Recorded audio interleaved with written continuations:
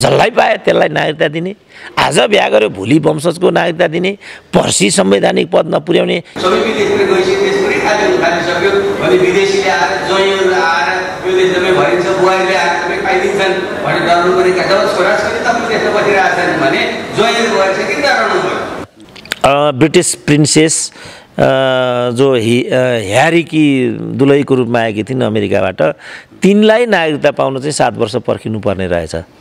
अब यहाँकालाई चाहिँ अहिले नागरिकता दिनुपर्ने, अनि अङ्गीकृतले पनि नहुने, वंशज नै दिनुपर्ने, तुरुन्तै राष्ट्रपति हुनुपर्ने, न्यायाधीश हुनुपर्ने अचम्मको रोग नेपालका मान्छेलाई लाग्यो। के भन्ने हामीले? छाती खोलेर देखाउने, दुर्वाच्य बोल्ने, ढुङ्गाले हान्ने, के गर्ने?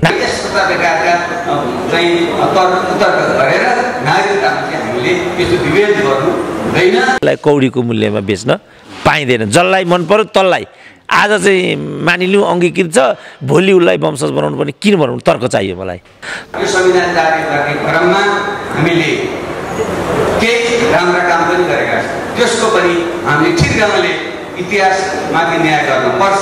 बाबुराम चाहिँ संवैधानिक समितिका अध्यक्ष थिए, भित्र संविधान जारी गरे, बाहिर आएर के भने यो संविधानलाई चाहिँ मधेसीलाई उपेक्षित गरेको हुनाले यो संविधानलाई चाहिँ मान्न सकिँदैन। त्यसले हाम्रो स्पष्ट धारणा के हो भने अहिलेको युगमा महिला र पुरुषलाई विभेद गर्न पाइँदैन, छोरा र छोरी विभेद गर्नु हुँदैन। एउटै मान्यता राख्नुपर्छ कि त दुवैलाई तत्कालै दिने भने दिउँ, कुनै आकाश रख्दैन। तर अनागरिक हुन् भने खोजिकन, टर्च बालिकन, नियम संशोधन गरिकन, परिपत्र जारी गरिकन, अनि यो नागरिकताको कोलो मचाउनु पर्ने कारण चाहिँ के हो भन्ने हो हाम्रो चाहिँ।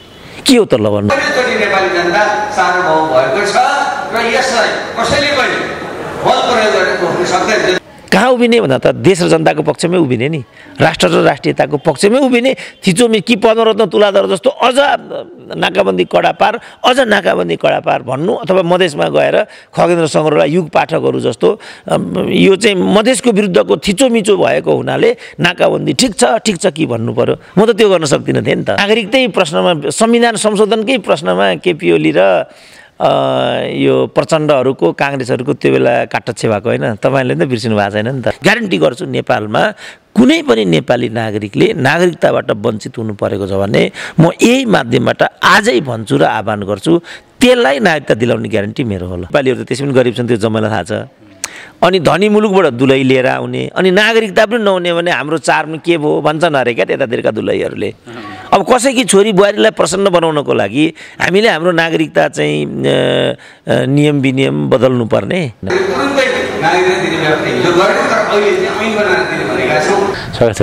हस्, धन्यवाद। अब यो नागरिकता दिन सर्कुलर जारी गरेको भनेर आएको छ, यो चाहिँ खास के हुँदैछ? अब यो चाहिँ विधेयकको कुरा चलिरहेको थियो। विधेयकको विरुद्धमा अलिकति अभियानहरू पनि भइरहेको थिए, यसमा हामीहरू नै संलग्न थियौँ। मलाई चाहिँ यो विधेयक विरुद्ध अभियानमा संलग्न हुनै असजिलो पनि लागिरहेको थियो, किनभने अब राष्ट्रियतासँग जोडिएको विषयलाई नै मुद्दा बनाएर केपी ओली प्रधानमन्त्री हुन पुगेका थिए, 2/3 बहुमत हासिल गरेका थिए। तर पछिल्लो कालमा उनले नै त्यो सब होइन, मैले त्यसरी आफ्नो राष्ट्रियताको पहिचान बनाएको पनि होइन र मेरो विषयवस्तु पनि त्यो होइन भन्न थालेपछि त अब हामी समेत त्यो अभियानको पछाडि, उनलाई 2/3 पुर्याउने अभियानको पछाडि लाग्नुको त अर्थ र मर्मै केही नरहने जस्तो कुरा भइगयो। किनभने यो माओवादी भन्ने चाहिँ त्यसै पनि भारतीय एउटा प्रपञ्चमा निर्माण भएको शक्ति हो कि भन्ने एक प्रकारको दिग्भ्रम नेपाली समाजमा छँदै थियो। अब उनीहरू एकअर्कामा दुश्मन जस्तो व्यवहार गर्थे। अब उनीहरू घाँटी मात्रै जोड्न आइपुगेनन् कि पार्टी एकतासम्म गर्न आइसकेपछि नेपालमा अब राष्ट्रियताको कुरा गर्नु बेकार छ, किनभने आश लाग्दो केटो जेठाजु पर्यो भने जस्तो हामीले आशा गरेको राजनीतिक शक्ति यही थियो। यसकै लागि हामी पनि यहाँसम्म आयौँ, अभियानमा पनि जुट्यौँ। अब उसले नै अब चाहिँ विधेयक लगायतको विषय लिएर अगाडि आउँछ भने यसमा हामीले रोदन गरेर के हुन्छ र भन्ने मेरो तर्क थियो। तैपनि साथीहरू यसबाट विमुख हुनुभएको थिएन, यो अभियान जारी नै थियो। फलस्वरूप उनीहरूलाई विधेयकको कुरा टुङ्ग्याउन गाह्रो भइरहेको थियो। उनीहरूले 11 सदस्यीय त्यहाँ एउटा उपसमिति बनाएको भन्ने कुराहरू पनि थियो। यसले गर्दा विषय झन् जटिल बन्दै गइरहेको थियो। अब यो जटिलतालाई चिर्नुको सट्टा अनि उनीहरूले जबरजस्ती यो परिपत्र मार्फत चाहिँ अङ्गीकृतलाई वंशज दिने भन्ने जुन 24 घण्टा अगाडिको निर्णय हो, त्यो निर्णय र मेरो आशंका ठ्याक्कै मिल्न आएको छ र यसले के देखाउँछ भने उनीहरू कृत सङ्कल्पित छन् विदेशीलाई नागरिकता दिन, विदेशीले जसरी नागरिकता मागेका छन् त्यो तरिकाले दिन र यो राष्ट्रियतामाथि खेलबाड गर्न उनीहरू कृत सङ्कल्पित छन् भन्ने कुरा स्पष्टै देखिन्छ।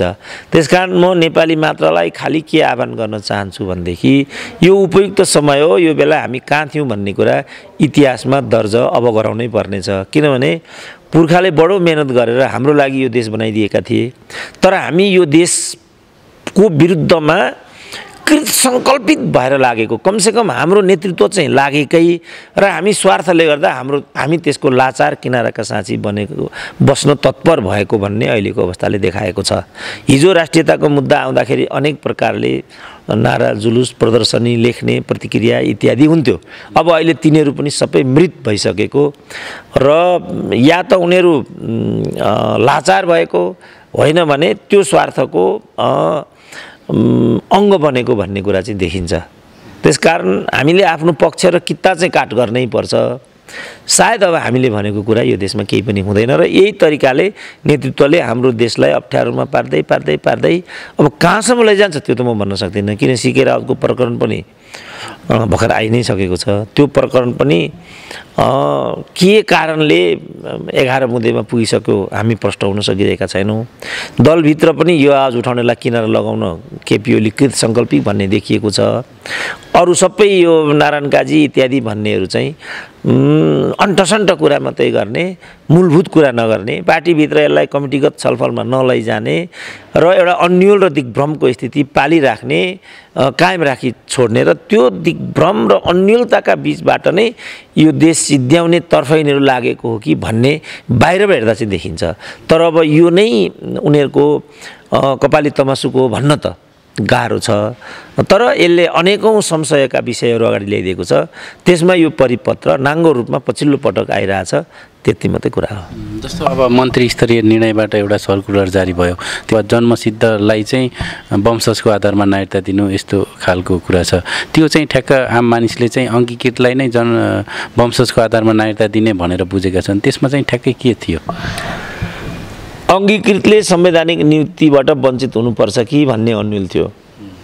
अब थाहा छ, अब हाम्रो चाहिँ खुला सिमाना भएको हुनाले उत्तरतर्फ तिब्बती मूलसँग वैवाहिक सम्बन्ध हुन्छ, दक्षिणतर्फ चाहिँ भारतीय मूलसँग चाहिँ वैवाहिक सम्बन्ध हुन्छ। खास गरी दक्षिणतर्फकाहरूको अहिलेको भनाइ के छ भने हामीले चाहिँ सिजे वंशजको आधारमा नागरिकता पाउनुपर्छ। अनि आज बिहा गर्यो, भोलि दुलै भित्री आयो, पर्सि राष्ट्रपति बनायो। यो दुराशयसँग यो कुरा जोडिएको छ। संसारको कुनै पनि मुलुकमा संवैधानिक पदमा यस प्रकारले चाहिँ अग्राधिकार दिने व्यवस्था हुँदैन, चाहे त्यो अमेरिका, ब्रिटेन, श्रीलङ्का, इभन पाकिस्तानमा पनि, भारतमा पनि सोनिया गान्धीलाई प्रधानमन्त्रीत्व सम्भव भएन। किनभने उनी पनि अङ्गीकृत नागरिक नै थिइन्।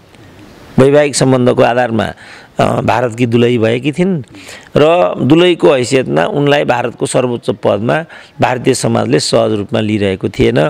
यही कुरा चाहिँ ब्रिटिस प्रिन्सेस जो ह्यारीकी दुलहीको रूपमा आएकी थिइन् अमेरिकाबाट, तिनलाई नागरिकता पाउन चाहिँ 7 वर्ष पर्खिनु पर्ने रहेछ।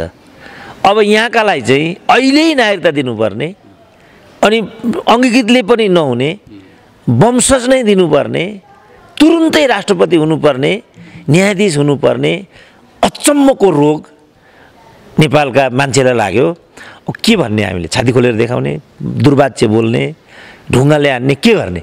अब हामीले त एउटा जनमानसमा विषयलाई ल्याइदिने हो। अब चाहिँ सरकारवाला निकायले यसप्रति संवेदनशीलता नदेखाएपछि, नागरिकता जस्तो विषयलाई पनि कौडीको मूल्यमा बाँड्न थालेपछि, एसएलसीको सर्टिफिकेटसम्म चाहिँ 10 वर्ष नपढिकन, उत्तीर्ण नभइकन, सर्वोत्कृष्ट अङ्क नल्याइकन एकैचोटि बोर्ड फर्स्ट भइन्छ, एकैचोटि फर्स्ट डिभिजन आउँछ। त्यति गरिसकेपछि एकैचोटि जागिर पाइन्छ, लोसे दिनु पर्दैन, त्यहाँ पनि प्रतिस्पर्धा हुँदैन। अनि नागरिकता बजारमा लगेर कौडीको मूल्यमा बाँड्ने भन्ने मागै के हो? किन यसरी दिनुपर्ने? यसको के कारण हो? दुर्भाग्य, अघि मैले भने लार्जर जनसङ्ख्या हिजो चाहिँ राष्ट्रियताको पक्षधर हुन्थ्यो, यो आवाजले चाहिँ त्यहाँ एउटा बजार पाउँथ्यो। अब त त्यो पक्ष नै बहुमतमा गएको छ, 2/3 गएको छ र राष्ट्रघातको लागि कृत सङ्कल्पित भएर ऊ अगाडि आएको छ। हिजो पो काङ्ग्रेस थियो, गाली गर्न सजिलो थियो, भारतीय दलाल भन्दै भइहाल्यो, दरबार थियो, प्रतिक्रियावादी इत्यादि भने भइहालिन्थ्यो, क्रान्तिकारी भइरहन पाइन्थ्यो। अब अहिले क्रान्तिकारी भन्ने नै त्यतातिर लागेको छ। हामीले नै त्यो क्रान्तिलाई साथ दिएका, फेरि हिजो के भन्ने अब हामीले नपाएको हुनाले सुरेन्द्र केसी यस्तो बोलेर हिँडेको हुन्छ भन्छन्। मिडिया पार्टिसन भयो, 2/3 चाहिँ यो बाटो लियो। मैले देख्दा अब हाम्रो मुलुक अप्ठ्यारोमा गइसक्यो। हामीले यो भन्नु पनि एउटा रोदन र चाहिँ यो बगरेको अगाडि भैँसी रोए राँगो रोए जस्तो मात्रै हुने भयो। किन बेलुका मोमोचा नखाइकन त हुँदैन यिनीहरूलाई, अनि राँगो नकाटी त मोमोचा बन्दैन।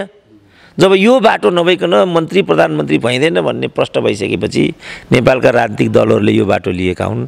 अब हामी लाचार छौँ, विवश छौँ। मैले देख्दा हामी केही गर्न सक्दैनौँ। धेरै अप्ठ्यारो स्थितिमा हाम्रो मुलुक पुगिसक्यो। जस्तो विदेशी बुहारीलाई चाहिँ लिएर एक हातले सिन्दुर अर्को हातले चाहिँ नागरिकता दिने चलन आयो, त्यो पनि अब वंशजको आधारमा दिने, अब त्यो अङ्गीकृत होइन होइन, यस्तो खालको कानुन आउँदैछ। अब उनीहरूको भनाइ चाहिँ के आयो भनेदेखि वैवाहिक सम्बन्धबाट जोडिएर आएकाहरूलाई यिनीहरू त्यसै पनि गरिब छन् अरे, नेपालीहरू त त्यसै पनि गरिब छन्, त्यो जम्मैलाई थाहा छ। अनि धनी मुलुकबाट दुलही लिएर आउने, अनि नागरिकता पनि नहुने भने हाम्रो चार्म के भयो भन्छन् अरे क्या त्यतातिरका दुलहीहरूले। अब कसैकी छोरी बुहारीलाई प्रसन्न बनाउनको लागि हामीले हाम्रो नागरिकता चाहिँ नियम विनियम बदल्नु पर्ने? यो कुनै मुलुकले गर्ने आचरण हो? कुनै राष्ट्रवादी नेपालीले सोच्ने कुरा हो यो?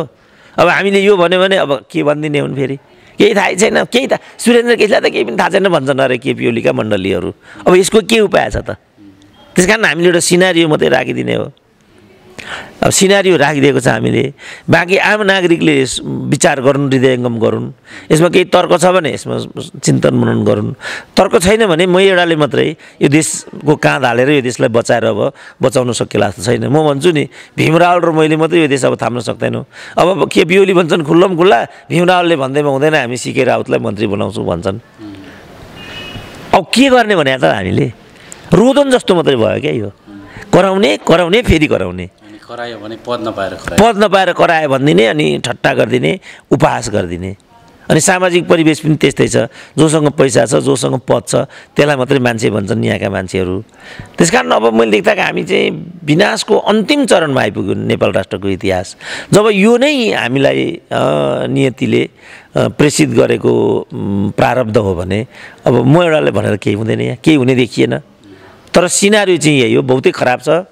नेतृत्व स्वार्थले गर्दाखेरि कर्म कुकर्ममा उतारु छ। ब्युरोक्रेसीलाई यिनीहरूले तहस नहस बनाएको हुनाले ब्युरोक्रेसी, सैनिक, प्रहरीले यो राष्ट्रिय सुरक्षाको प्रश्नमा चाहिँ यति हल्का तरिकाले हेर्न सकिँदैन। यसलाई यति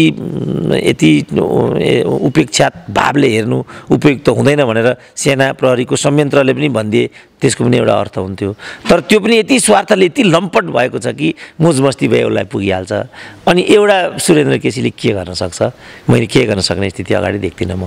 जस्तै यो मामलामा अघिल्लोचोटि त्यति बेला चाहिँ पार्टी संयुक्त नहुँदा तत्कालीन एमाले खरो रूपमा प्रस्तुत भएर यस्तै खालको विधेयक चाहिँ संसदमा पास हुनबाट रोकेको थियो। तर अहिले चाहिँ आफै प्रधानमन्त्री हुँदा त्यस्तै विधेयक पास हुने अवस्था नै आयो होइन?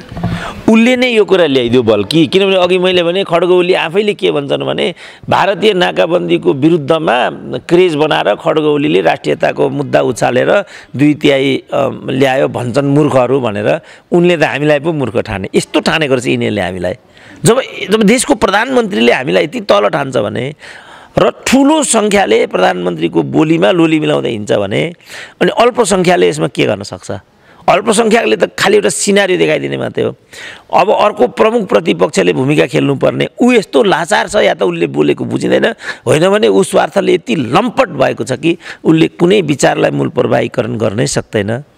अब जस्तो वाइट बडीको कुरा यही भयो, एनसेलको कुरा यही भयो, अख्तियारमा भइरहेको भ्रष्टाचारको मुद्दा समेत चाहिँ विवादित बन्न पुग्यो। अब प्रमुख प्रतिपक्ष या त मौन छ, होइन भने ऊ नै यस्तो कुरा गर्नको लागि चाहिँ मतियार भएर लागिरहेको छ। अब के हुन्छ यो देशमा लड्नु त? अब मिडियाले बोल्नुपर्ने, बौद्धिकले बोल्नुपर्ने, इभन युवाहरूले पनि बोल्दिए हुने हो। विद्यार्थी युनियनको निर्वाचन भइराखेको छैन, विद्यार्थी युनियनका नेताहरू नै हाउसमा सांसद भएर गइरहेछन्, उनीहरूलाई नै मन्त्री हुने हतारो छ। अब अब कसले यो आवाज दिने त भने? प्राध्यापक सङ्घ हुन्थ्यो हिजो, शिक्षक सङ्गठन हुन्थ्यो हिजो, प्रेस युनियनहरू हुन्थे हिजो, पत्रकार महासङ्घ भन्ने हुन्थ्यो। अहिले त नेपालमा पत्रकार महासङ्घ छ कि छैन त्यसको अध्यक्ष को भन्ने पनि थाहा छैन मलाई त। अब सबै मृत भएपछि अनि एउटा सुरेन्द्र केसीले भनेर हुन्छ केही कुरा? त्यसले मलाई के लागेको भने यी विषयको उठान गर्नु नै पो व्यर्थ हो कि यस्तो भइसकेको छ तल अहिले। कथम कदाचित अब यो चाहिँ संसदमा विधेयक जुन प्रस्तुत हुँदैछ त्यो पास भयो भने चाहिँ देशको स्थिति कता जान्छ त? होइन, देशको स्थिति जता पो जाला, तर यसको अन्तर्य के हो भन्ने कुरामा त आम नेपाली नागरिक त सुस्पष्ट हुनु पर्यो नि त। किनभने राष्ट्रियता, नागरिकता, सीमा सम्बन्धी विषयहरू लामो समयदेखि बहसका विषय रहेर आएर हाम्रो देशमा यो कुनै बहसको विषय हो र? यो भ्रष्टाचारको विषय पनि बहसको विषय हुन्छ। अख्तियारको आयुक्त चाहिँ भ्रष्टाचारको हब भएर बसिरहेछ। एउटा चुनामुनी शर्मालाई चाहिँ त्यसरी लखेट्ने, जबकि नीतिगत रूपमा त्यसको भ्रष्टाचार गर्ने निकाय भनेको मन्त्री पद हो, अर्थमन्त्री हो, रामशरण महतोहरू हुन्। कारबाही चुनामुनीलाई भयो। प्रष्टै छ नि, चुनामुनी विरुद्ध एउटा संयन्त्र लागेको छ भन्ने कुरा त प्रष्टै छ नि। अब चुनामुनीको कुरा गऱ्यो भने यहाँ पनि चुनामुनीले 1 करोड खर्च गर्यो कि भन्ने हुन्छ। किनभने कसैमा पनि एउटा राम्रो पक्ष पनि हुनसक्छ। निरपेक्ष रूपमा कुनै पनि मान्छेलाई लखेट्ने अथवा बोक्ने यो विधि उपयुक्त हुँदैन भन्ने तर्क नै मान्न नेपाली जनसमुदाय तयार छैन। जब गुण र दोषको आधारमा विषयलाई प्रस्तुत गरिँदैन भने त गुण एकातिर जान्छ, दोष एकातिर जान्छ। कुनै पनि प्रवृत्ति र व्यक्तित्वमा गुण मात्रै हुने अथवा अवगुण मात्रै हुने यस्तो पनि केही कुरा हुन्छ। नागरिकता विषय पनि यही छ। जस्तो अहिले चाहिँ गृहमन्त्रीले मन्त्रीको लेभलमा यो चाहिँ सूचना जिल्ला कार्यालयमा सम्प्रेषण गरे भन्ने छ, जबकि यो नागरिकता सम्बन्धी विधेयकमा गृहमन्त्रीले सही गर्नुपर्नेमा गृहमन्त्रीकै हैसियतमा उप र रक्षा मन्त्रीले सही गरिराखेको छ। यो के भएको? यो गृहमन्त्रीको ठाउँमा रक्षा र उपले सही गर्ने हो भने अनि त्यो अवधिमा गृहमन्त्री कहाँ गएका थिए त यो कुरा हामीले रक्षा मन्त्री भए ठाउँमा पुर्याउँदाखेरि खोइ मलाई त साथीहरूले सही गर भने मैले सही गरिदिएँ, त्यसमा त के छ मैले राम्रोसँग पढेको पनि छैन भन्ने जवाब आयो भन्ने छ। यही जवाब चाहिँ परराष्ट्र मन्त्रीबाट आयो। जब त्यो तहमा यस्तो कुरा हुन्छ भने हामीले भनेर के हुनेवाला भएर अब यसमा उनीहरू कृत सङ्कल्पित छन्। जस्तो अघि पनि मैले भने विधेयकको कुरालाई हामीले व्यवधान हाल्यौँ, प्रक्रियाले समय लिने भयो। अब उनीहरू परिपत्रको ठाउँमा आइपुगे। भोलि परिपत्र पनि भएन भने इसारामा जो आउँछ जसले माग्छ वंशजको आधारमा दिनु भनिदियो भने हामीले कराएर केही हुन्छ र यहाँ? त्यसकारण लोकतन्त्र, जवाफदेहिता, पारदर्शिता र योग्यता क्रम अपरिहार्य हुन्छ भन्ने हाम्रो तर्क यहाँ आएको थियो। तर यिनीहरू त्यो सब कुरा पनि केही मान्दैनन्। जब कोही केही मान्दैन, राष्ट्रिय परम्परै कोही बनाउनेपट्टि छैन, जवाफदेहितै कोही लिँदैन, पारदर्शिताको प्रणाली, योग्यताको प्रणाली नै कोही मान्दैन भने हामीले भनेर त केही पनि हुँदैन नि त। त्यो अवस्था म अहिले देशमा आइरहेको देख्छु। जस्तो अब अघिल्लो कार्यकालमा चाहिँ प्रधानमन्त्रीको तपाईँ एकदम फ्यान सपोर्टर भनेर पनि एकदम देखिनुभयो। आम मानिसले त्यसलाई त्यसरी बुझेका थिए। अहिलेको कार्यकालमा चाहिँ तपाईँले कुनै पद नपाएर धेरै केपी शर्मा ओलीको चाहिँ अहिलेको प्रधानमन्त्रीको विरोध गर्नुभयो भन्ने चाहिँ एक थरी मान्छेको भनाइ छ। त्यसलाई चाहिँ कसरी खण्डन गर्नुहुन्छ? त्यसैमा दिग्भ्रम छ। मेरो चाहिँ केपी ओलीसँग भन्ने कुरा थिएन। मेरो कुरा के थियो भने नेपाल र नेपाली जनताको विरुद्धमा बाह्य थिचोमिचो र हस्तक्षेप हुन्छ भने र त्यसको विरुद्धमा कुनै पनि शक्तिले आवाज दिन्छ भने त्यहाँ सुरेन्द्र केसी हो भन्ने मेरो विगत छ। जस्तो 45-46 सालमा चाहिँ नाकाबन्दीको विरुद्धमा तत्कालीन नेतृत्व दरबार चाहिँ उभियो। मैले दरबारले लिएको यो राष्ट्रिय अडान ठिक छ भन्ने अभिमत प्रस्तुत गरेको थिएँ। त्यसपछि नाकाबन्दी भारतले चाहिँ फेरि लगाएपछि त्यो विरुद्धमा केपी ओली चाहिँ उभिए। त्यो नेपाली जनताको राष्ट्रिय आकाङ्क्षा हो भन्ने तर्कको आधारमा त्यसलाई चाहिँ हामी सबैले चाहिँ साथ दिनुपर्छ भन्ने मेरो पोजिसन भयो। त्यो बेला मलाई दरबारिया भने, त्यसपछि एमाले अथवा केपी ओली भने। अब अहिले म प्रमुख प्रतिपक्षसँग मिलेर आम नेपाली जनताका आवाजहरू उठाउनुपर्छ भन्ने ठाउँमा छु। यो हिसाबले म नेपाली काङ्ग्रेस हो भन्छु। सुरेन्द्र केसी काङ्ग्रेस भयो भन्छन् र कहाँ जोड्छन्? केपी ओलीले तत्काल राजदूत नदिएको हुनाले काङ्ग्रेससँग गएर टाँसियो पो भन्छन् त यी गरिबहरू त। मेरो व्याख्या के भने आर्थिक नाकाबन्दी भनेको युद्धशास्त्रका दृष्टिकोणले युद्ध नै हुन्छ। राष्ट्रियता र देशको माया जहाँ छ सुरेन्द्र केसी त्यहाँ। अब त्योभन्दा पनि चिप हुन्छ भनौँ न। खालि के भनौँ भनेदेखि नाकाबन्दी भनेको युद्ध सरहको स्थिति हो। मुलुक युद्धमा फसिरहेको बेला आम नागरिक, सचेत नागरिक, जागरुक र बौद्धिक नागरिकले चाहिँ हात गोजीमा हालेर बस्न मिल्दैन। हामीले उभिनै पर्छ काहीँ न काहीँ। कहाँ उभिने भन्दा त देश र जनताको पक्षमै उभिने नि, राष्ट्र र राष्ट्रियताको पक्षमै उभिने। थिचोमी कि पद्मरत्न तुलाधर जस्तो अझ नाकाबन्दी कडा पार, अझ नाकाबन्दी कडा पार भन्नु, अथवा मधेसमा गएर खगेन्द्र शङ्करला युग पाठकहरू जस्तो यो चाहिँ मधेसको विरुद्धको थिचोमिचो भएको हुनाले नाकाबन्दी ठिक छ कि भन्नु पर्यो। म त त्यो गर्न सक्दिनँ थिएँ नि त। अब मैले त्यही गर्न नसकेको कुरालाई मलाई लाग्छ यिनै प्रवृत्तिका मान्छेहरूले सुरेन्द्र केसीले पद नपाएर कोकोहलो मचाएको भनेको हुनुपर्छ। त्यसो भने त योगेश भट्टराईको पनि विरोधी आवाज छ, भीम रावलको पनि विरोधी आवाज छ। यसलाई के भन्ने त त्यसो भने? पद नपाए हो त्यसो भने? यदि उनीहरूले पद नपाएर हो भने ल मैले पनि पद नपाएर हो। तर आम मान्छेले मूल्याङ्कन गर्नुपर्छ कि मूल्यवत्ताको आधारमा कसैको पनि बोलीलाई हेरिनुपर्छ। ठिक छ, अब स्वार्थ, किनभने आम नेपाली समाज स्वार्थ र बेइमान भएको हुनाले सुरेन्द्र केसी मात्रै दुधले नुहाएको हो भनेर त कसैले पनि मान्दैन। त्यो कुरा म मान्छु। बेनिफिट अफ डाउट तिनीहरूलाई पनि दिनुपर्छ। तर हामीलाई पनि बेनिफिट अफ डाउट के दिनुपर्छ भने हामीले नपाएर मात्रै कोकोहलो मच्याएको हो भनेर निरपेक्ष रूपमा बुझ्ने प्रणालीलाई पनि हामीले काहीँ न काहीँ ढिल दिनुपर्छ र एउटा राष्ट्रिय संस्कृति निर्माण गर्नुपर्छ। गुण परम्परा र दोष परम्परामा जाने होइन कि गुण र दोषको आधारमा जाने। कसैको पनि राम्रो कुरा छ भनेदेखि, शत्रुकै पनि राम्रो कुरा छ भनेदेखि मान्नुपर्छ, गुरुकै पनि नराम्रो कुरा छ भने खण्डन गर्नुपर्छ भन्ने एउटा संस्कृतमा उखान छ। मेरो गुरुले भनिहाल्यो भइगयो, होइन। शत्रुले भनेको कुरा, मेरो शत्रुले भनेको कुरा नि कहिले ठिक हुन्छ? होइन, त्यो पनि होइन।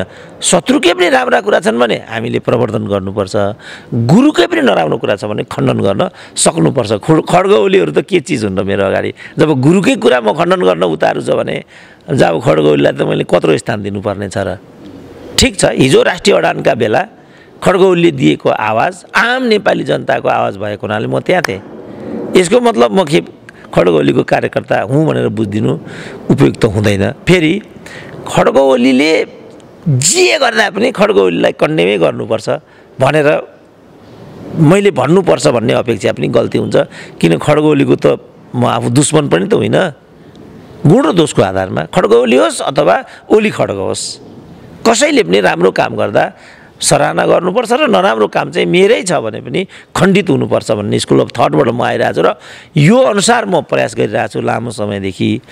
अब त्यति गर्दा गर्दै पनि काहीँ भुलचुक भएको भए म त्यसबाट सुध्रेर अगाडि जान तयार छु। तर नेतृत्वले पनि सुध्रिनुपर्छ। आम दर्शक श्रोताहरूले पनि आफ्नो विचारमा चाहिँ परिमार्जन ल्याउनुपर्छ भन्ने, कसम खाएर कसैलाई पनि हेर्ने नहेर्ने कुरा होइन के। गुण र दोषको आधारमा हेर्ने नहेर्ने परिपाटी अहिलेको प्रश्न हो। अब को कहाँ भन्ने प्रश्न चाहिँ मैले देख्दा गर्नुहुन्छ।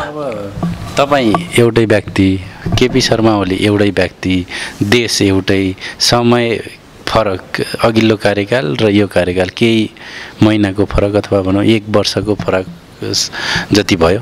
यो बिचमा एउटै व्यक्तिले किन तपाईँ पनि एउटै व्यक्ति सुरेन्द्र केसी सपोर्ट गर्ने, प्रधानमन्त्री एउटै, अहिले चाहिँ परिस्थिति फरक भयो अनि किन चाहिँ यो फरक आयो जस्तो लाग्छ त? होइन, उहाँहरूले चाहिँ जस्तो 2/3 जुन अभिमत हो त्यो चाहिँ यो राष्ट्रियता, नाकाबन्दी, नागरिकतै प्रश्नमा, संविधान संशोधनकै प्रश्नमा केपी ओली र यो प्रचण्डहरूको काङ्ग्रेसहरूको त्यो बेला काटछे भएको होइन। तपाईँले त बिर्सिनु भएको छैन नि त। नागरिकतैकै प्रश्न र संविधान संशोधनकै प्रश्नमा उहाँहरूले के भन्नुभएको थियो भने संशोधन भन्ने कुरा आवश्यकताले हुने हो, जहिले पाए तहिले चाहिँ संशोधन हुनु हुँदैन भन्ने उहाँहरूको पक्ष थियो। हाम्रो पक्ष चाहिँ के थियो भने आज संविधान जारी गर्ने, भोलि संशोधन गर्ने यो कुरा हुँदैन। बाबुराम चाहिँ संवैधानिक समितिका अध्यक्ष थिए, भित्र संविधान जारी गरे, बाहिर आएर के भने यो संविधानलाई चाहिँ मधेसीलाई उपेक्षित गरेको हुनाले यो संविधानलाई चाहिँ मान्न सकिँदैन यस्तो भने नि त बाबुरामले। त्यत्रो पढे लेखेको मान्छेले, त्यत्रो जिम्मेवारी बसेको मान्छेले यस्तो गर्न पाइन्छ भन्ने हामीले प्रश्न उठाएको जायज थियो नि त यो। अब त्यसपछि चाहिँ अब अहिले जुन कुरालाई उछालेर केपी ओलीहरू त्यहाँ पुगे, ठ्याक्कै त्यो ठाउँमा केपी ओलीहरू आइपुगे। जे कुरालाई विरोध गरेर जनमत, यस त्यही कुरालाई फेरि उठाएर हो अब हामी त त्यसरी क्याम्प बदल्न सक्दैन थियौँ नि। हामी त के भन्थ्यौँ भनेदेखि जे कारणले हामी कहाँ त्यो सङ्कट आइलाग्छ, पटक पटक जे कारणले नाकाबन्दीको नौबत आइलाग्छ र पटक पटक जब जब चाहिँ नेतृत्व परिवर्तन भयो, जनआन्दोलनहरू हुन पुगे, तब तब नागरिकता चाहिँ संशोधनको विधेयक आइपुग्छ। यस्तो किन, यसको स्थायी समाधान चाहिन्छ भन्ने हाम्रो कुरा हो। किनभने जो नेपाली नागरिक हुन् उसलाई अङ्गीकृत त के, वंशज त के, त्योभन्दा पनि बलियो नागरिकता दिनु वाञ्छनीय हुन्छ भने उनीहरूलाई नागरिकता दिनुपर्छ। तर अनागरिक हुन् भने खोजिकन, टर्च बालिकन, नियम संशोधन गरिकन, परिपत्र जारी गरिकन अनि यो नागरिकताको कोकोलो मचाउनु पर्ने कारण चाहिँ के हो भन्ने हो हाम्रो चाहिँ। के हो त ल भन्नुहोस्, के कारणले नेपालमा ल म अल ग्यारेन्टी गर्छु नेपालमा कुनै पनि नेपाली नागरिकले नागरिकताबाट वञ्चित हुनु परेको छ भने म यही माध्यमबाट आजै भन्छु र आह्वान गर्छु, त्यसलाई नागरिकता दिलाउने ग्यारेन्टी मेरो होला। नेपालको कुन नियम कानुनले कहाँ किन कसरी वाञ्छनीय नागरिकता दिनबाट चाहिँ वञ्चित गरेको छ, कुन चाहिँ क्लजले त्यस्तो गरेछ? ल ठिक छ, यति गर्दा पनि नागरिकताको समस्या समाधान हुँदैन भने मेरो विकल्प अहिले एउटा वैकल्पिक व्यवस्था गरौँ भन्ने ठाउँमा म अहिले छु। त्यो वैकल्पिक व्यवस्था भनेको चाहिँ के हो भने, जस्तो अस्ट्रेलियामा पिआरको सिस्टम छ, अमेरिकामा ग्रिन कार्डको सिस्टम छ, भारतमा चाहिँ रासन कार्डको सिस्टम छ। त्यस्तो केही वैकल्पिक व्यवस्था ल्याएर राष्ट्रिय परिचय पत्र अथवा यस्तै के नामको वैकल्पिक व्यवस्था गरेर ग्रिन कार्ड र पिआर सरहको काम हुने खालको अनि वैकल्पिक व्यवस्थातिर हामी सोचौँ न त, ताकि राजनीतिक बाहेक अरू जम्मै अधिकार उनीहरूले पाउने यो गरौँ। जस्तो अमेरिकामा चाहिँ संवैधानिक पद पाउनको लागि त्यही देशमा जन्मिएको हुनुपर्छ भन्ने चाहिँ संवैधानिक व्यवस्था छ। व्यवस्था त हुन्छ नि त सबै मुलुकमा। जस्तो अघि हामीले भन्यौँ ह्यारीको प्रिन्सेसको जुन युकेको कुरा गऱ्यौँ, त्यहाँको नागरिकता पाउनु त 7 वर्ष पर्खिनु पर्दो रहेछ नि त। अनि हाम्रो नेपालमा त अझ म के भन्छु भने त्यस्ता खालकाहरूले नागरिकता पाउनको लागि 12 वर्ष पर्खिनुपर्छ। ल के भयो त अब? अरू अधिकारको लागि वैकल्पिक व्यवस्था दिउँ। राजनीतिक अधिकार हुँदैन, वित्तीय अधिकार, सांस्कृतिक अधिकार, धार्मिक अधिकार र अन्य अधिकार दिने, तर राजनीतिक अधिकार हुँदैन। ल हुँदैन, कसले के भन्छ त? ल हुँदैन, मै प्रधानमन्त्री पनि त दिँदै दिन्न। ल यो मुलुकको चाहिँ भाग्य र भविष्यको कुरा हो नि। पुर्खाले चाहिँ हामीलाई तिमीहरू गरी खाओ, तिमीहरूलाई पछि अप्ठ्यारो नपरोस्, तिमीहरूले चाहिँ एउटा सार्वभौम सत्ता सम्पन्न मुलुकको नागरिकको रूपमा विश्वमा शिर ठाडो पारेर बस्न पाउनु परोस् भनेर पो यो मुलुक झगडा गरिदिएको। दुनियाँभरका मान्छेलाई भेला गरेर अङ्गीकृत वंशज फलानोको लागि पूर्वजले जोडिदिएको, हामीलाई घरमै पनि आमा बाबुले एउटा व्यवस्थापन गरिदिएको हुन्छ भने मेरा छोराछोरीले नाति पनातिसम्म हजुरबाबुले छोरोभन्दा पनि नातिलाई हेरेर हुन्छ नि त। किन हेरे त उसले? मुज मस्ती गरेर अझै सिध्याए पनि त हुन्छ त बुढोले। किन उसले यो कुरा सोचिरहेको हुन्छ त भन्दा नातिले पनि दुःख नपाओस्, पनातिले पनि दुःख नपाओस् भने चाहिँ हाम्रा पूर्वजहरूले हामीलाई सुख समृद्धि शान्ति सार्वभौम सत्ता हैसियत होस् भनेर पो यो देश झगडा गरिदिएका। दुनियाँभरका कुना कर्कटलाई बटुलेर नागरिकता दिइकन राष्ट्रपति बनाउनको लागि जोडिदिएको देश हो यो। ठिक छ, त्यस्ता नागरिकहरूलाई पनि यो देशमा चाहिँ जोडिन आयो भनेदेखि उनीहरूलाई सम्मानोचित जीवनयापन गर्नको लागि हैसियत दिनको लागि समेत हामी तत्पर छौँ। किनभने उदार छातीका मान्छे हामी नेपालीहरू हौँ। किन पनि हो भने हाम्रा नागरिक पनि त फेरि बाहिर छन्। हाम्रा नागरिक पनि मलेसियामा छन्, थाइल्यान्डमा छन्, भारतमा छन्, तिब्बतमा छन्, कहाँ छैनन्? युरोपमा छन्, अमेरिकामा छन्, अफ्रिकामा छन्। हाम्रा नागरिकलाई सम्मानोचित व्यवहार त्यहाँ होस् भन्ने हाम्रो चाहना हो भने तिनका नागरिकलाई पनि त हामीले यहाँ सम्मानोचित व्यवहार दिनु पर्यो। परिपक्व राष्ट्रिय चिन्तन हुनु जरुरी छ। खुला सिमाना छ, हामी पनि पारि जान्छौँ, उनीहरू पनि वारी आउँछन्। यदि हाम्रा नागरिकले भारतमा चाहिँ सम्मानोचित व्यवहार पाउनुपर्छ भन्ने हाम्रो अपेक्षा हो भने भारतबाट आएका नागरिकले पनि त यहाँ सम्मानोचित व्यवहार पाउनु पर्यो। त्यो संवेदनशीलता, त्यो जवाफदेहिता र त्यो चेतना मसँग चाहिँ छ। यसको मतलब जसलाई पाए त्यसलाई नागरिकता दिने, आज बिहा गर्यो भोलि वंशजको नागरिकता दिने, पर्सि संवैधानिक पद नपुर्याउने, यो कस्तो माग हो? यो के माग हो? यो सब चाहिँ नेपाल र नेपालीको बिचमा चाहिँ दरार ल्याउने, सुसम्बन्धमा कटुता ल्याउने र नेपाललाई सिक्किम भुटान बनाउने प्रपञ्चका साथ यी चाहिँ नक्कली एजेन्डाहरू ल्याएको भन्ने मेरो आफ्नो बुझाइ छ। र मैले दिन खोजिरहेको सन्देश चाहिँ त्यहाँ हो। अब के विधेयक, के खड्गौली, के रामबहादुर थापा बादल, योतिर मलाई त्यत्रो चासो छैन कहिले पनि। जस्तै यो अभियानमा हिँड्नुभयो, यसले चाहिँ जुन नागरिकता विधेयकले अन्तर्यमा नेपाललाई चाहिँ अप्ठ्यारो स्थितिमा पुर्याउँछ भन्ने चाहिँ तपाईँहरूको निष्कर्ष हो?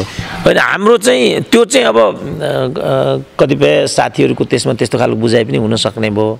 मेरो आफ्नो चाहिँ भनाइ के भने नागरिकता भन्ने चिज चाहिँ वितरणको विषय होइन। यसलाई वितरणमुखी बनाइनु हुँदैन, यसलाई कौडीको मूल्यमा बेच्न पाइँदैन। जसलाई मन पर्यो तललाई आज चाहिँ मानिलिउँ अङ्गीकृत छ, भोलि उसलाई वंशज बनाउनु पर्ने किन बनाउनु? तर्क चाहियो मलाई। किन बनाउनु पर्ने यस्तो, किन गर्नुपर्ने यस्तो? जस्तो केपी ओली कि हामी कुरा गऱ्यौँ नि, त्यत्रो राष्ट्रियताको नारा उचालेर संविधान संशोधनको विषय उचालेर उनी चाहिँ 2/3 आइपुगे। उनले नै उपवास गर्न मिल्छ अहिले? किन उपवास गर्ने ठाउँमा आइपुगे? यसको उत्तर चाहिँ मलाई चाहिएको छ। जहाँसम्म नागरिकताको कुरा छ, यो चाहिँ कुनै पनि जन्मसिद्ध नेपाली नागरिकतालाई उसले उसको हैसियतले पाउने उपल्लो तहको उपल्लो कोटिको नागरिकता उसलाई बिना व्यवधान दिनुपर्छ।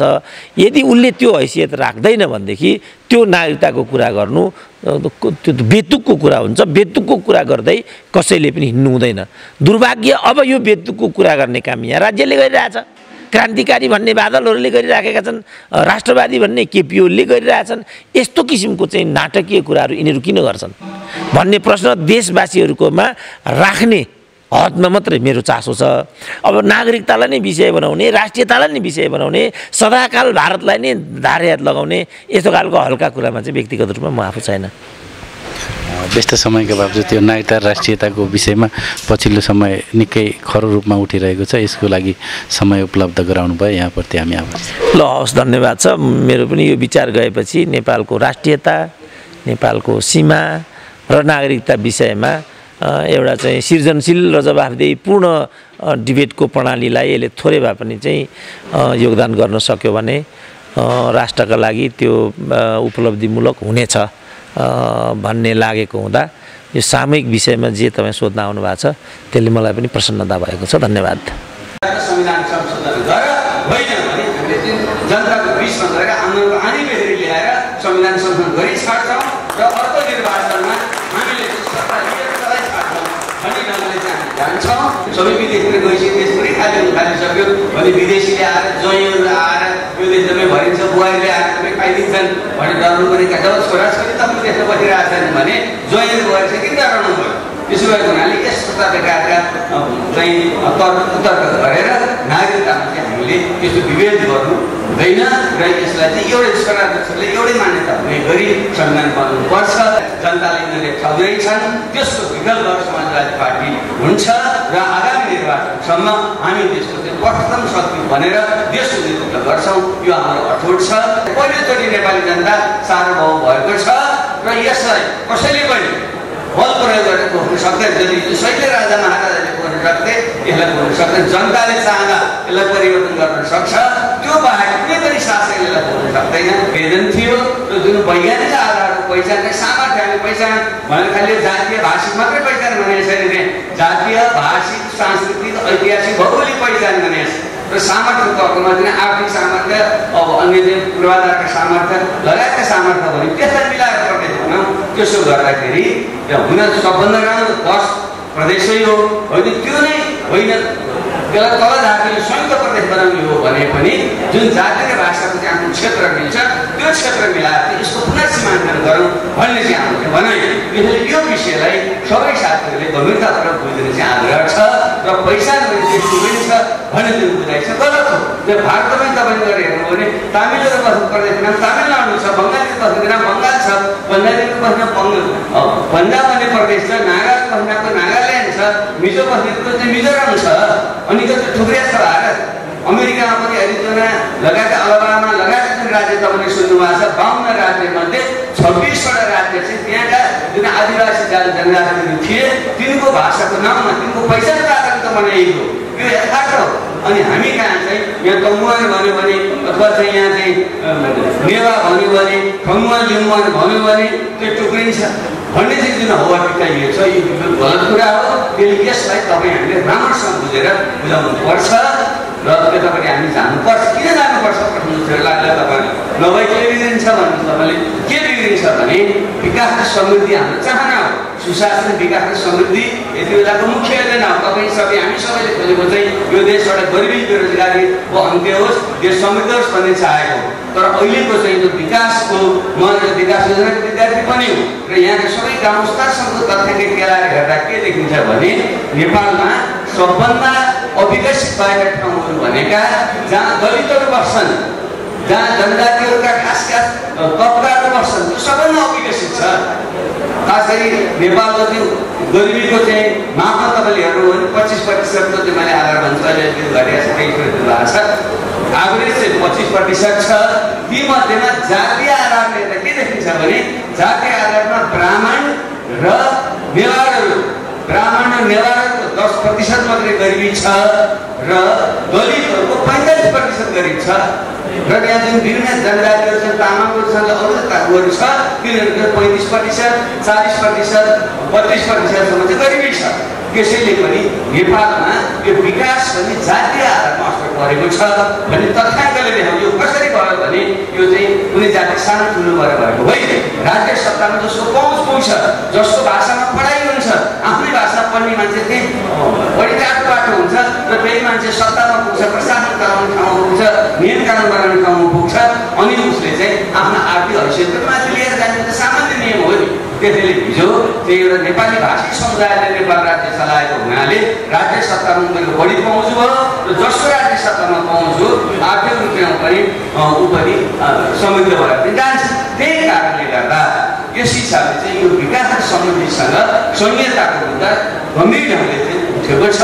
जबसम्म हामीले चाहिँ यो चाहिँ विभिन्न जातिहरूको ऐतिहासिक थातहरू मिलेको ठाउँलाई आधार बनाएर हामीले चाहिँ प्रदेशहरू बनाउँदैनौँ र त्यो ठाउँमा उनीहरूले आफ्नो शासन आफै चलाउने, आफ्नै नियम कानुन बनाउने, आफ्नै भाषामा चाहिँ पढाइ गर्ने र आफ्नै भाषामा चाहिँ सञ्चार गर्ने अधिकार जबसम्म दिँदैनौँ त्यति बेलासम्म देशको विकास हुँदैन। त्यसैले म योजनाको एउटा विद्यार्थी हुनुको नाताले पनि, विकासको विद्यार्थी हुनुको नाताले पनि नेपालको छिटो विकास गर्ने हो भने हामीले चाहिँ यो नेपालको जुन विविध जाति र भाषिक समुदाय छन् तिनको क्लस्टर मिल्ने गरी हामीले चाहिँ राज्यको पुनर्संरचना गर्नुपर्छ, अधिकार उनीहरूले दिनुपर्छ, त्यसपछि देशको विकास हुन्छ भन्ने हाम्रो मान्यता हो। यसलाई यही ढङ्गले बुझ्नमा आग्रह गर्न चाहन्छु। र दोस्रो कुरा, विकास र समृद्धिको निम्ति नभई नहुने चाहिँ हामीले गरेको जुन शासकीय स्वरूप छ यो त्रुटिपूर्ण छ। यो खच्चड प्रकारको चाहिँ जुन संसदीय व्यवस्था हामीले अपनाएका छौँ त्यसले गर्दाखेरि यो देशमा दिगो शान्ति पनि हुँदैन र यो निर्वाचन आयुक्तले पनि भनेर जानुभयो जुन अहिलेको चुनाव एकदम खर्चिलो जुन चुनाव प्रक्रिया छ, पहिलो हुने निर्वाचन हुने जुन हाम्रो प्रणाली छ र थोरै 10-15% ल्याएर मात्रै पनि मान्छेले जित्ने जुन परिपाटी छ यसलाई बदलेर हामीले कार्यपालिकाका व्यवस्थापिकालाई अलग गरौँ। व्यवस्थापिका जसले ऐन कानुन बनाउँछ त्यसलाई पुनः समानुपातिक बनाइदिउँ ताकि महिला, दलित, जनजाति, मधेसी, थारू सबैको चाहिँ यसमा प्रतिनिधित्व हुन्छ, ऐन कानुन बनाउँछन् र जो कार्यकारी हो त्यसलाई प्रत्यक्ष निर्वाचित बनाइदिउँ। प्रदेशको पनि, सङ्घको पनि, प्रदेशको पनि, स्थानीय तहको त प्रतिनिधित्व छँदैछ। त्यसो गरियो भने प्रत्यक्ष निर्वाचित कार्यकारीले चाहिँ ठिक ढङ्गले चाहिँ निश्चित अवधिसम्म चाहिँ कार्यकारी काम गर्न पाउँछ। मन्त्रीहरू बन्दाखेरि चाहिँ सांसद बन्नु पर्दैन, बाहिरबाट विज्ञ लिएर बनाउन सक्छ, त्यसले सुशासन गर्छ र नियम कानुन गर्दा सबैको चाहिँ प्रतिनिधित्व हुने गरी पूर्ण समानुपातिक संसद र विधायिका हुन्छ हो। यो प्रणालीमा हामी जानुपर्छ। त्यसो भयो भने खर्च पनि अहिलेको जस्तो बढी खर्च गर्नु पर्दैन, त्यो सस्तो चाहिँ निर्वाचन हुन्छ र देशमा चाहिँ सबैको प्रतिनिधित्व पनि हुन्छ र चाहिँ एउटा चाहिँ स्थायित्व पनि आउँछ। त्यसले यो शासकीय स्वरूपमा पनि हामीले परिवर्तन गर्नैपर्छ भन्ने हाम्रो चाहिँ दोस्रो मुद्दा हो। तेस्रो मुद्दा भनेको चाहिँ नागरिकताको मुद्दा हो। त्यति बेला पनि हामीले धेरै प्रयत्न गरौँ। अहिले पनि तपाईँले हेर्नुभयो संसारमा हामीले राम्रै कुराहरू लेख्दा लेख्दै पनि महिलाहरूलाई, छोरा र छोरीलाई चाहिँ हामीले नागरिकता दिने कुरामा प्रश्न विभेद हामीले चाहिँ गरेका छौँ र यो हाम्रो संविधानको जुन धारा 11 छ त्यसको चाहिँ प्रावधान तपाईँले के लाग्यो हेर्नुभयो भने छोरीको दम्पतिलाई चाहिँ हामीले चाहिँ नागरिकताको परित्याग गरेका छैन, ऐन बनाउने भनेर छोडेका छौँ। तर छोराको दम्पतिलाई चाहिँ हामीले तुरुन्तै नागरिकता दिने व्यवस्था हिजो गऱ्यौँ, तर अहिले चाहिँ ऐन बनाएर दिने भनेका छौँ। त्यहाँ पनि विवाद छ। त्यसले हाम्रो स्पष्ट धारणा के हो भने अहिलेको युगमा महिला र पुरुषलाई विभेद गर्न पाइँदैन, छोरा र छोरी विभेद गर्नु हुँदैन। एउटै मान्यता राख्नुपर्छ कि त दुवैलाई तत्कालै दिने हो भने दिउँ, कुनै आकाश राख्दैन। आखिर हाम्रो छोराछोरी आफै देशभित्र राख्न सकिरहेका छैन, सबै विदेशतिर गइसक्यो, देश पनि खाली थालिसक्यो भने विदेशीले आएर, ज्वाइँहरू आएर यो एकदमै भरिन्छ, बुहारीले आएर तपाईँ खाइदिन्छन् भने डराउनु पनि जब छोराछोरी तपाईँ त्यस्तो बसिरहेको छन् भने ज्वाइँले बुहारी चाहिँ किन डराउनु भयो? त्यसो भएको हुनाले यस्तो प्रकारका चाहिँ तर्क गरेर नागरिकतामा चाहिँ हामीले यस्तो विभेद गर्नु हुँदैन र यसलाई चाहिँ एउटै छोराछोरीले एउटै मान्यता हुने गरी संविधान बनाउनुपर्छ भन्ने हाम्रो अर्को मान्यता हो। अर्को न्यायपालिका गएको साथी भनिसक्नु, यो न्यायपालिका जुन पुरानै ढङ्गको न्यायपालिका छ यसले ठिक ढङ्गले न्याय सम्पादन गर्दैन।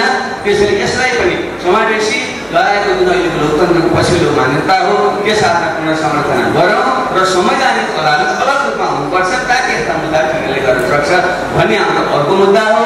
र तेस्रो संविधानको महत्त्वपूर्ण मुद्दा यो जुन भ्रष्टाचारको कुरा छ, धेरै तपाईँहरूले पनि उठाउनुहुन्छ र भ्रष्टाचारका बारेमा मान्छेले भन्दा असल मान्छे चाहियो, राम्रो मान्छे चाहियो, ठिक मान्छे नभएको हुनाले चाहिँ यो भ्रष्टाचार भयो भनिदिनु गरिन्छ। मान्छे राम्रो भएर मात्रै भ्रष्टाचार हुने होइन, मान्छे आकाशबाट त खर्दै प्रणालीले भ्रष्टाचार रोक्ने हो। त्यसको निम्ति हामीले पहिलो निर्वाचन प्रणालीमा सुधार गर्नु पर्यो। दोस्रो कुरा चाहिँ भ्रष्टाचार गर्दा जो तलको चाहिँ मान्छेलाई कारवाही गर्नु हुँदैन। जुन नीति निर्माण गर्ने मुख्य ठाउँमा मान्छेहरू छन् त्यहाँबाट अर्बौं खर्बौंको भ्रष्टाचार भइरहेछ, त्यहाँ हामी रोक्दैनौँ। तल चाहिँ 1000-100 रुपियाँ भ्रष्टाचार गर्नेलाई चाहिँ अहिलेको हाम्रो पक्षद्रोहीले कारवाही गर्छ, त्यसले भ्रष्टाचार रोकिँदैन। त्यसैले यो देशका प्रधानमन्त्रीदेखि लिएर नीति निर्माणका महत्त्वपूर्ण ठाउँबाट सबै मान्छेलाई कारवाही गर्न सक्ने जनताप्रति उत्तरदायी एउटा लोकपालको व्यवस्था गरियो भने भ्रष्टाचार रोक्न सकिन्छ, नत्र भ्रष्टाचार रोक्न सकिँदैन। त्यसर्थ त्यो पनि सुधार गर्नु, यस्ता विषयमा हामीले यो संविधान सुधार गर्नुपर्छ भन्ने हाम्रो मान्यता छ। त्यसैले आज समयले पनि हामीले बिदा दिँदैछ, अब पनि हामीले छोड्नुहुन्छ। तपाईँले के आग्रह गर्नु छ, यिनै विषयलाई केन्द्रमा राखेर समाजवादी पार्टीले संविधान संशोधनको मुद्दालाई मुख्य मुद्दा बनाएर जाँदैछ। अब यो कसरी प्राप्त हुन्छ र तिम्रो आफै सरकारमा छौ भन्ने जहाँ पर्छ। म तपाईँले के भन्न चाहन्छु भने हामी सरकारले संविधान संशोधन गराउनको निम्ति हामी सरकारमा भएको, हामी चाहिँ यहाँ फालगण्डा गरेर खानको निम्ति हामी सरकारमा छैन। त्यसैले चाहिँ यसमा हामी बिल्कुल प्रष्ट छौँ र हामी अहिले पार्टी भएर समायोजन गर्दै भएको हुनाले हामीले केही समय लागेको मात्रै हो। समायोजनको प्रक्रिया पुरा गरिसकेपछि हामी यो सरकारसँग गम्भीर ढङ्गले कुराकानी गरेर या त संविधान संशोधन गर होइन भने हामीले चाहिँ जनताको बिचमा गएर आन्दोलनको आनी बेहोरी ल्याएर संविधान संशोधन गरी छाड्छौँ र अर्को निर्वाचनमा हामीले सत्ता लिएर सधैँ छाड्छौँ भन्ने ढङ्गले चाहिँ हामी जान्छौँ र हामीले त्यत्तिकै चाहिँ सत्ताको मात्रै हामी टाँस्नेवाला छैनौँ। र म अन्त्यमा साथीहरूलाई, महिलालाई, दलितलाई, जनजातिलाई साथीहरू विषयमा आग्रह गर्छु, नलडिकन सङ्घर्ष नगरिकन अधिकार पाइँदैन हो। हामी शान्तिपूर्ण ढङ्गले जान चाहन्छौँ, हाम्रो चाहना हो। तर जुन सत्ताधारीहरू हुन्छन् उनीहरूले जुन ढङ्गले दमन गर्छन्, जनताको आवाज सुन्दैन, त्यस्तो बेलामा चाहिँ शान्तिपूर्ण ढङ्गले हजारौँ लाखौँ जनताको बलको चाहिँ प्रदर्शन गरेर नझुक्काएसम्म संविधान संशोधन यदि सहज ढङ्गले नहुने खतरा छ। त्यसैले आगामी दिनमा आफ्नो अधिकारको निम्ति लड्न तपाईँहरू सधैँ साथ हुनुहोस्। समाजवादी पार्टी अग्रपङ्क्तिमा रहन्छ।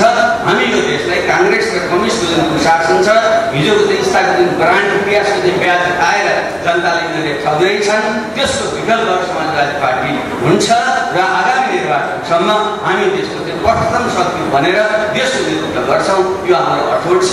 यही विश्वासका साथ तपाईँहरू सबैलाई हार्दिक शुभकामना व्यक्त गर्दै म बिदा भने अर्कोपट्टि संविधान जारी भएको दिनमा सम्पूर्ण जनताले यसै दीपावली मनाउनु राम्रो हुन्छ।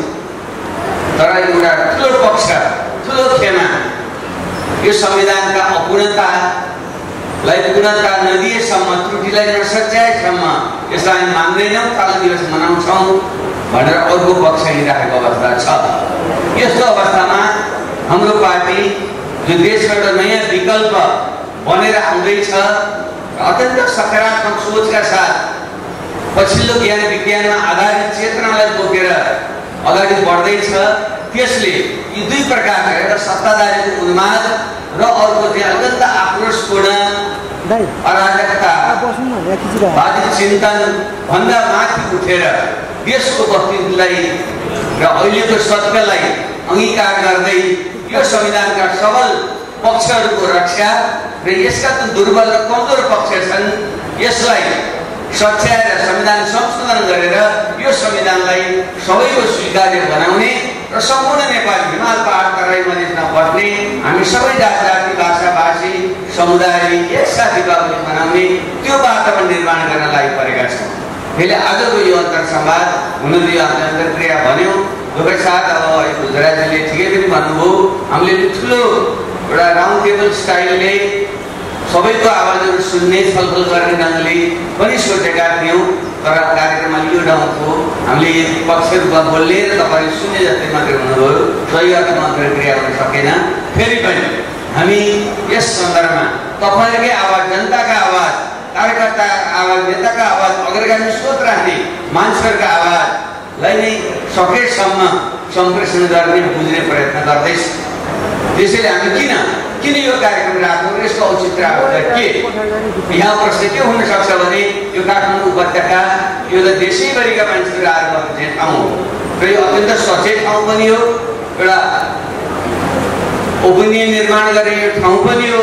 त्यसको सँगसँगै विभिन्न भाग प्रवृत्ति र स्वार्थको केन्द्र पनि भएको हुनाले यहाँ फेरि यहाँलाई लाग्न सक्छ, कतिपय मान्छेलाई लाग्न सक्छ यति बेला देश एउटा दिगो शान्ति, स्थिरता, विकास, समृद्धि, सुशासन चाहिएको बेलामा फेरि यो सिद्धिसकेको थाको बसिसकेको घाउलाई फेरि उदेनेर फेरि यो राजनीतिक अस्थिरता ल्याउनु किन पर्यो होला, यस्तो प्रश्न पनि हुन सक्छ।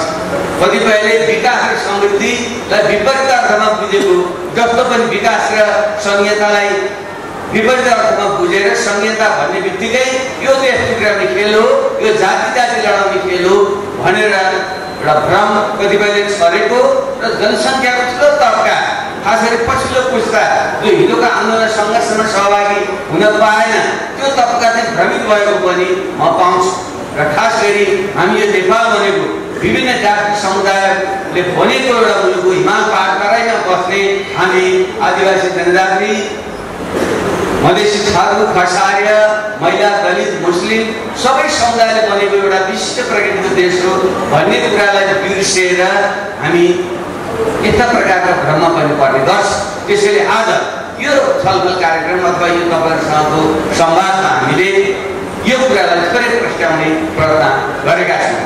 म आफै तपाईँलाई थाहा छ, तपाईँ सबैको सद्भावले यो संविधान सभामा प्रतिनिधित्व गर्ने, दुवैपटक प्रतिनिधित्व गर्ने र त्यो संविधान सभाभित्रको सबभन्दा महत्त्वपूर्ण समिति संवैधानिक राजनीतिक संवाद तथा सहमति समितिको सभापति पनि बन्ने अवसर दिनुभयो र मैले त्यति बेला पनि सक्दो यो संविधानलाई अग्रगामी बनाउने, 21औं शताब्दीका लोकतन्त्रका पछिल्ला मान्यताहरूलाई समेट्ने र यसलाई सबैको स्वीकार्य बनाउने प्रयत्न गरेँ, तर सफल हुन सकिएन। यसका कतिपय राम्रा पक्ष छन्, संक्षिप्त मैले राख्नेछु र थुप्रै कमी कमजोरीहरू छन्। त्यो कारणले गर्दा त्यति बेला नै त्यो 2072 साल आजभन्दा ठिक 4 वर्ष यही दिन धन्य यति बेला नै मैले संविधान सभा हल बाहिर आएर भनेको थिएँ यो संविधान आधा गिलास भरि छ, आधा गिलास खाली छ।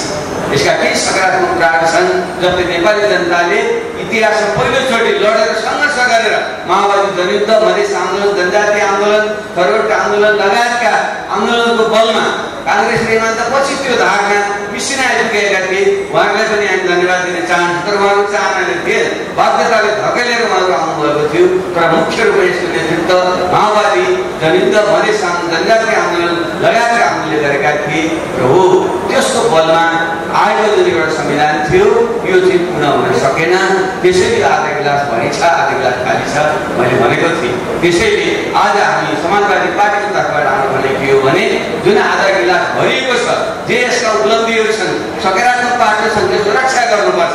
किनकि यसलाई पनि हामीले घुमायौँ भने भैँको टिप्छु भन्दाखेरि पोल्टोको पनि खप्ने भन्छ नि, त्यसले चाहिँ फेरि देशलाई प्रतिबन्धित जाओस्, यो संविधान असफल होस्, यो गणतन्त्र असफल होस्, संहिता पूर्ण रूपले असफल होस्, धर्मनिरपेक्षता असफल होस्, जुन हामीले समावेशिताका सीमित अधिकार पाएका छौँ यो पनि खोसियोस् भनेर बसेका प्रतिगामी शक्तिहरू पनि छन्। यसले तिनको पनि खतरालाई हामीले जिम्मेवारी दिनु छ भने अर्कोतिर जसले यो संविधानलाई 21औं शताब्दीको आवश्यकता सुहाउँदो, देशको विविधता सुहाउँदो, सबैका अधिकार र पहिचानलाई समेट्ने गरी बन्नुपर्छ भन्ने जुन चाहना थियो, जो पुरा भएको छैन, त्यो पुरा गर्नको निम्ति पनि हामी लागि पर्नु छ। त्यसै भएको हुनाले समाजवादी पार्टीले हामीले न दीपावली भनेर अहिले नाचगान गर्ने बेला आएको छ न यो भएका यी जुन उपलब्धि छन् त्यसलाई पुरै त्याग्यो केही पनि होइन भनेर बढी लिन्छु भन्दाखेरि फेरि घुमाउने खतरा जुन दिशा फेरि ढान्छ। यस्ता दुई थरी चाहिँ अत्यन्त गैर जिम्मेवार अतिवादी सोच राख्न लाग्नु हुँदैन र यसका उपलब्धिको रक्षा गर्दै बाँकी उपलब्धिको निम्ति हामी फेरि सङ्घर्ष गरेर संविधान संशोधन गर्नुपर्छ भन्ने नीति अन्तर्गत हामी अगाडि बढ्दैछौँ। त्यसले धेरै मान्छेले यो अलिकति अस्पष्ट अपस्पष्ट पनि भएको छ। यहाँले यो कुरालाई ठिकले ग्रहण गर्नुहुनेछ र सम्प्रेषण गर्नुहुनेछ भन्ने मैले विश्वास लिन चाहन्छु। यहाँलाई थाहा छ संविधान भनेको यो चाहिँ तत्काल देशमा विद्यमान राजनीति र आर्थिक सामाजिक शक्ति सन्तुलनको दस्तावेज हो। यो जहिले पनि संविधान भनेको सहज तरिकाले प्राप्त हुँदैन। यो त्यतिकै संसदबाट चुनिएर संविधान बन्ने होइन। जनताको आन्दोलनको बलमा, क्रान्तिको बलमा, जनआन्दोलनको बलमा, जनसङ्घर्षको बलमा, जनविद्रोहको बलमा संविधान आउने हो।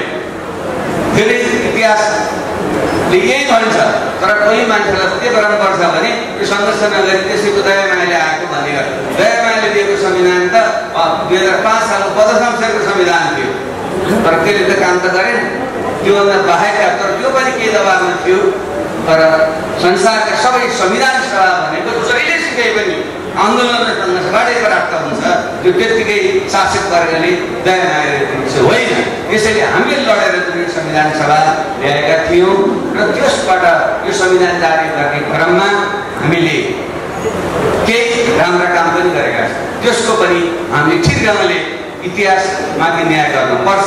किनकि नेपाली इतिहासमा पहिलोचोटि संविधान सभाबाट संविधान बनेको। त्योभन्दा पहिलेका 6वटा संविधान 5 सालको 15 संसदको संविधान 7 सालमा भनिएको घोषणा गरिएको तर नआएको र पछि महेन्द्रले 14-15 सालमा दिएको संविधान र त्यो बेलाको अन्तरिम संविधान 15 सालको संविधान 19 सालको राजाको संविधान 47 सालको संविधान यी सबै राजा महाराजाहरूले उनीहरूमा रहेको राजकीय अधिकार र सार्वभौम सत्ताको प्रयोग गरेर जारी गरिएको संविधान थियो।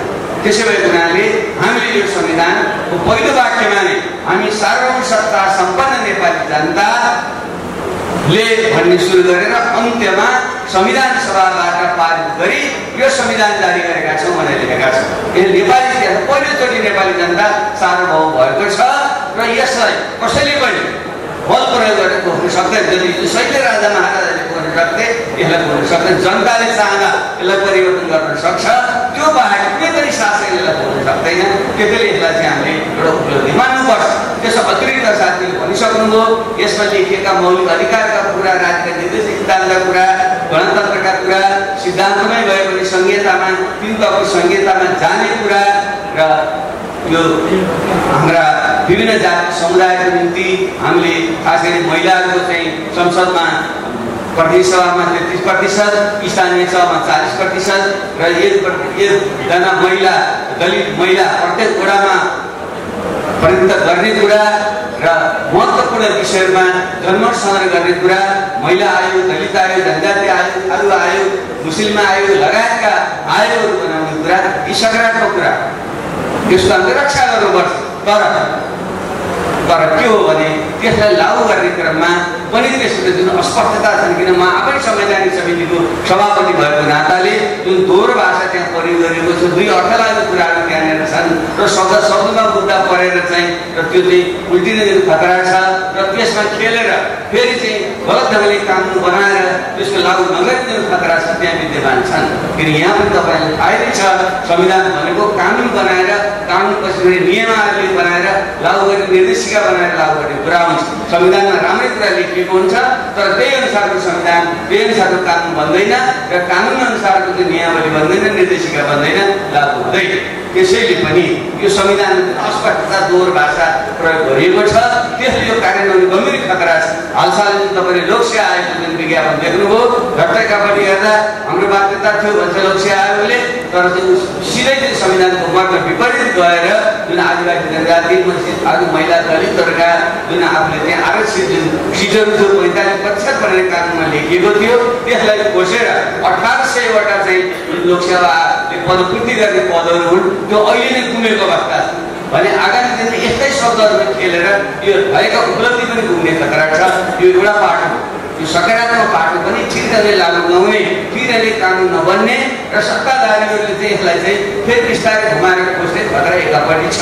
त्यो एउटा बाटो। तर यहाँ मुख्य बाटो हामीले संविधान संशोधन गरेर सच्याउनै पर्ने बाटो, यो संविधानमा छुटेको बाटोको विषयमा आज हामीले चर्चा गर्दैछ। त्यसैले यसमा पनि म संक्षिप्तमा के तपाईँलाई आग्रह गर्न चाहन्छु, केही महत्त्वपूर्ण बाटाहरू हामीले चाहँदा चाहँदै पनि छुट्न पुगेका छन् र त्यो कुरा नभएसम्म यो संविधान पूर्ण हुँदैन र सबैलाई स्वीकार हुँदैन। र त्यसमा पहिलो विषय भनेको यहाँ साथीले पनि चर्चा गरिसक्नुभयो, जुन हामी नेपालको जातीय क्षेत्रीय भाषिक विविधता सांस्कृतिक विविधतालाई सम्बोधन गर्नको निम्ति हामी जुन संहितामा गयौँ, नेपाल 250 वर्षदेखि जुन यो नेपाल राज्य बन्यो, वर्तमान नेपाल राज्य बन्यो, त्यसको स्वरूप एकात्मक थियो र यसले चाहिँ विभिन्न जाति भाषा समुदायको चाहिँ अधिकार ठिक ढङ्गले चाहिँ प्रत्याहार गर्दैन थियो।